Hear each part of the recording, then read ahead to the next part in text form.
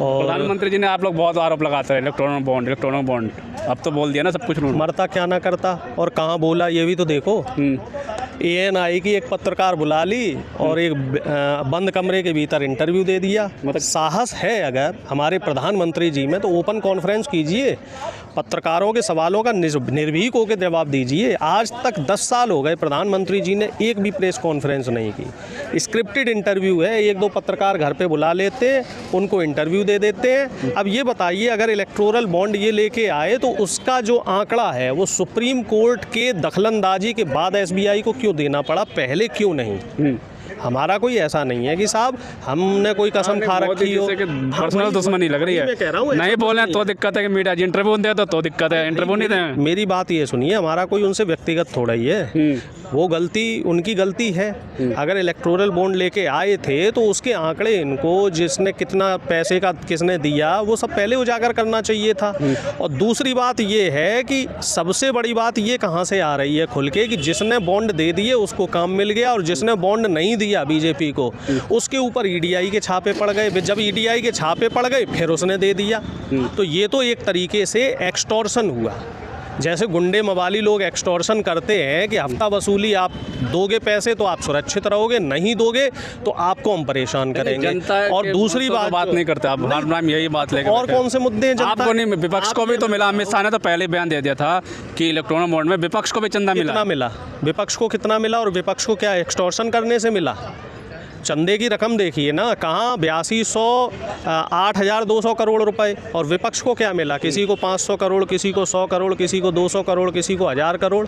एक comparison data देखिए ना आप कि 80% 70% जो बॉन्ड पेपर है वो तो सारे बीजेपी के पास है। और प्रधानमंत्री जी का एक दूसरा जो ANI को इंटरव्यू दिया उसका हमें मतलब नहीं समझ में आया। आपको समझ में आया तो बताना। प्रधानमंत्री जी कह रहे हैं उसी पत्रकार से कि साहब अब चुनाव आयोग जो है वो निष्पक्ष काम कर रहा है। तो ये बताओ भैया, अभी तक 10 साल क्या था?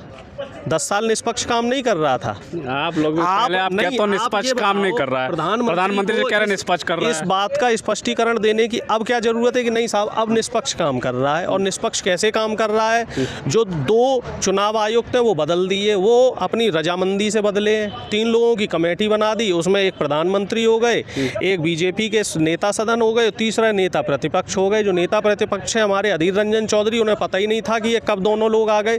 भाई 2-1 से वोटिंग हुई ना, तो होना तो उन्हीं का आदमी है। और ऐसे ऐसे लोग रखे जिनका पहले से बीजेपी RSS का रिकॉर्ड है। तो ये तो साफ तौर पे पक्षपात है। और दूसरी बात मैं आपसे कह रहा हूँ कि मैं सिर्फ ये कह रहा हूँ कि जब हमारी गठबंधन का जो हमारे एजेंडे हैं, जो हमारे गठबंधन के मुद्दे हैं, हमारे मुद्दे बिल्कुल स्पष्ट है। हमारे मुद्दे हैं साहब किसानों की MSP को लेके, उनकी खाद बीज फसल की सुविधाओं को लेके, उनका हम फसल बीमा देंगे, हम युवाओं को रोजगार की गारंटी देंगे, हम जो है महिलाओं को 1 लाख रुपए साल के देंगे। प्रधानमंत्री जी क्या दे रहे हैं और प्रधानमंत्री जी ने 10 साल में क्या दिया, हम उस पर बात नहीं करते। MSP प्रधानमंत्री जी ने नहीं दी, हम उस पर बात नहीं करते। किसानों की आय डबल नहीं की, हम उस पर बात नहीं करते।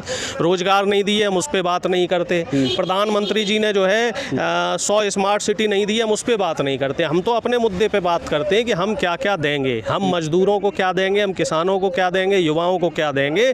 हम तो अपने एजेंडे पे बात कर रहे हैं। प्रचार खत्म हो चुका है, अब वोटिंग जो है 19 तारीख को नहीं है। क्या माहौल देख रहे हैं? एक तरफ भारतीय जनता पार्टी 400 का नारा है और दूसरी तरफ विपक्ष का जो आपने गिनवा दिया हुआ है। देखो साहब 400 की बात तो भूल जाओ। अगर 400 वाला ऐसा कुछ होता तो मोदी जी इतने परेशान नहीं डोल रहे होते। अब तो मामला एक तरफा है कि बीजेपी जा रही है, बीजेपी साफ हो रही है, बीजेपी के पास कुछ ऐसा बहुत ज़्यादा है नहीं। और अगर वाकई बीजेपी ने काम किया होता तो उनको विपक्ष के नेताओं को ED और CBI के शिकंजे में कस के जेल में नहीं डलवाना पड़ता। 2 मुख्यमंत्री जेल में हैं और वो भी कब? जब चुनाव है। वो 2 महीने पहले भी हो सकते थे, 2 महीने बाद भी हो सकते। छोड़ते नहीं ना मोदी जी तो कहते हैं। भ्रष्टाचारी जब बीजेपी में पहुंच जाते तो वो शिष्टाचारी क्यों हो जाते हैं? हेमंत विश्व शर्मा शिष्टाचारी हो गए, अजीत पवार शिष्टाचारी हो गए, ज्योतिरादित्य सिंधिया शिष्टाचारी हो गए। और हम तो ये कह रहे हैं जो हमारे कांग्रेस के अकाउंट है वो आपने चुनाव के टाइम पे क्यों फ्रीज कर दिए भैया?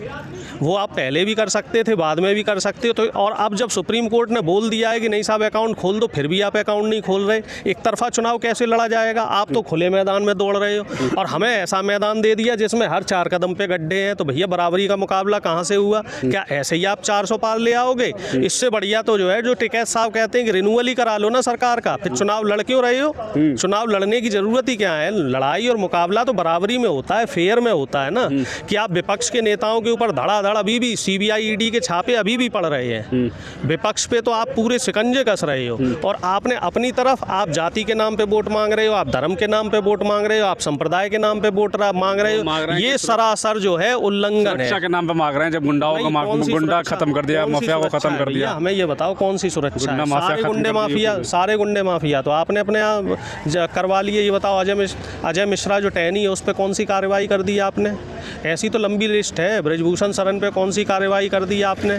तमाम जो गुंडे माफिया हैं वो तो आपकी पार्टी में। भ्रष्टाचारियों की, गुंडे माफियों की और अपराधियों की लिस्ट देखी जाए तो 90 से ज़्यादा मौजूदा सांसद है जिनको आप अभी टिकट दे रहे हो, जिनके ऊपर आप आपराधिक मुकाबले, और ऐसे भी नहीं, आपराधिक मुकदमे कैसे हैं जो बड़े संगीन आरोप हैं, हत्या के आरोप, हत्या की साजिश के आरोप, बलात्कार के आरोप। तो ऐसे लोगों को आप टिकट दे रहे हो, ऐसे लोगों को आप जो है चुनाव लड़वा रहे हो। तो ये किस तरीके का संदेश देने की कोशिश कर रहे हैं? तो हमारी समझ में नहीं आ रहा भैया। ये आपके समझ में नहीं आ रहा। बिल्कुल सुमति यादव जी हमारे साथ, इनसे बात करेंगे। बिल्कुल क्या कह रहे हैं? 400 पार का एक तरफ नारा है, गुंडागर्दी खत्म करने का नारा है, भ्रष्टाचार को मिटा दिया, और इलेक्ट्रॉनिक बॉन्ड के बारे में अब तो बोल भी दिया प्रधानमंत्री जी ने। अब की बार बीजेपी की हार, ये जो है इनकी खिसियाहट बता रही है कि ये बुरी तरह हारने जा रहे हैं। चोरी का माल जो है इनके घर में बरामद हुआ है। बताया आपको? कौन सा चोरी का माल बरामद? जो इन्होंने एक नेक्सस चला रखा है वसूली का, और जो है ईडी तो बिल्कुल ऐसे हो गया है जैसे बीजेपी का एक डिपार्टमेंट हो। पता लगी आज मेरे यहाँ ईडी की रेड पड़ती है तो मुझे मजबूरन होकर जो है 15 दिन बाद कोई कंपनी इनको चंदा दे रही है, तो इसको आप क्या कहोगे? जो है प्रधानमंत्री ने कह तो दिया कि निष्पक्ष के लिए मैंने इलेक्ट्रॉनिक बॉन्ड लेके आए थे ताकि सब कुछ निष्पक्ष हो। जब माल बरामद हो गया तब कह रहे हो, उससे पहले क्यों नहीं कहा? उसमें प्रावधान क्या क्या कर रखे हैं वो तो बताओ आप। कोई उन्होंने राजी बताया किस किसी ने पैसा दिया है? वो तो ज़बरदस्ती सुप्रीम कोर्ट ने पर्दा हटा दिया है। इन्होंने तो बहुत षड्यंत्र रचा था, 20 जून की तारीख लगवाना चाह रहे थे।